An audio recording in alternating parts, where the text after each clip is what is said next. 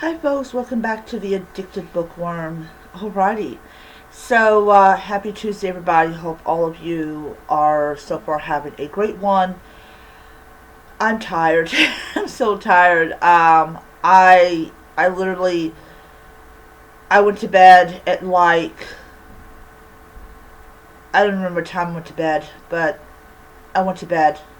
And I think I went to bed after 2 in the morning because I just had to read my book.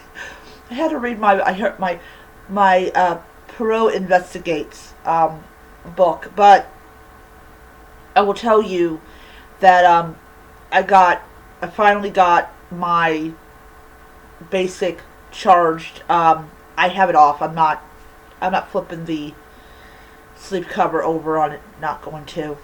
Because I will tell you, the sleep cover does not keep your battery from going down. So, yeah, I'm thinking about just go ahead and buy a clear case for this, or maybe, never mind, I may inadvertently damage the thing, so we'll leave in the case, but we just won't use the sleep cover part of it. Alright, so, yeah, so I have read chapters 5 and 6 of The Will of the Many, so this is how much I've read, this is how much I have to go. I'm going through this book pretty quickly, which is great in itself.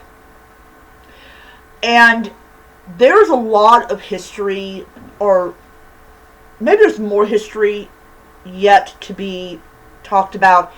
But this is basically establishing the world and the history of how the society developed from like war and all that type of stuff.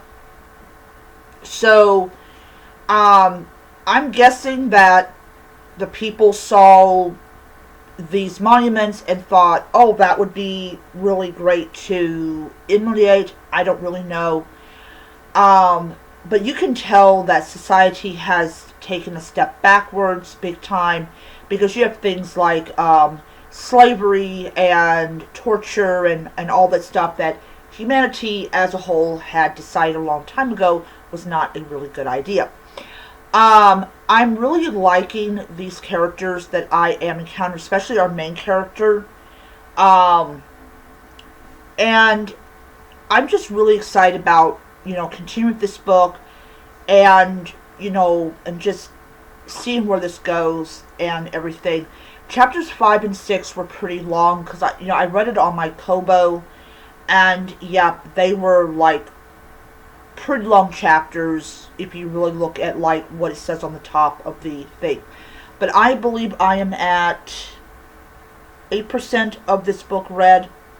But while I am going through this book pretty quickly, they are long chapters. Alright, so I've started reading Perot Investigates, and this is the one of the books that was mentioned that had words in it that we find unacceptable. However, it's more from the people and not from Perot that actually says these words. So it's a collection of short stories, and I read probably about like 2 of them a day. There's like, I forgot, I don't even know. I've got the book on here, and this morning I purchased like all the digital Agatha Christie books that I had so far read. They were like, some of them were like 48 cents, some of them were like 98 cents. So they weren't really like expensive items. I mean, they were like dirt cheap items. So I have all of them on there. There was like one that was like The Mysterious Affairs at Styles / The Hidden Adversary. That was like, I don't know, like $1.15 or something like that. But anyways, so getting to the book I'm currently reading. They're a collection of short stories that centers around small cases that Poirot has solved.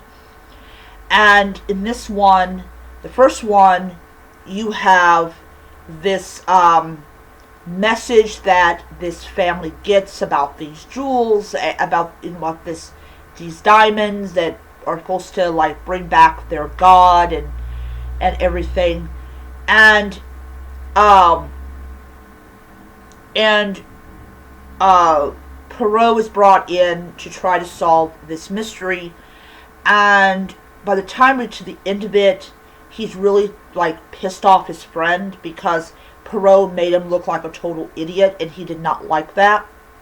And Poirot thought it was funny, and his friend did not think it was funny, and he kind of left him behind, laughing his head off. But we all know they were friends for a very long time, so they apologized. At least I think they apologized, because sure enough, he's back being friends with him. So yeah, so you have that. That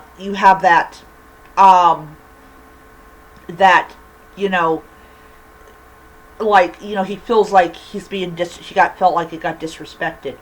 The second one deals with the murder of this gentleman, or at first it's believed to be suicide, but it actually turns out to be murder.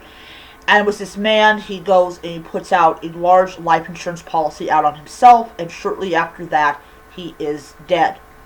And of course, it is labeled as a suicide, but Poirot, being Poirot, knows it's murder. So it turns out it was the young wife that is the killer. Anyways, it was actually, I think the first time that Agatha Christie wrote that it was the wife that killed the husband instead of it being, some random person or whatnot. Alright, so that is my video for today. I hope you enjoyed it. I will be back. I got a video, I have a video I did like weeks and weeks ago. It's a review of a book that's scheduled to come to you guys at 4 this afternoon. I will be leaving at work at 5, so just a heads up, it is a pre-recorded video, because I just wanted to do the review, upload it, and all that type of stuff. So, anyways, all my pre-recorded videos are winding down. I have several videos that I did a couple of months ago, but those have titles on them. And as soon as I get to the last video, then I will upload those videos. So if I say things that sounds earlier, that is because it happened to be earlier. Alrighty, I will see you guys next time. Bye.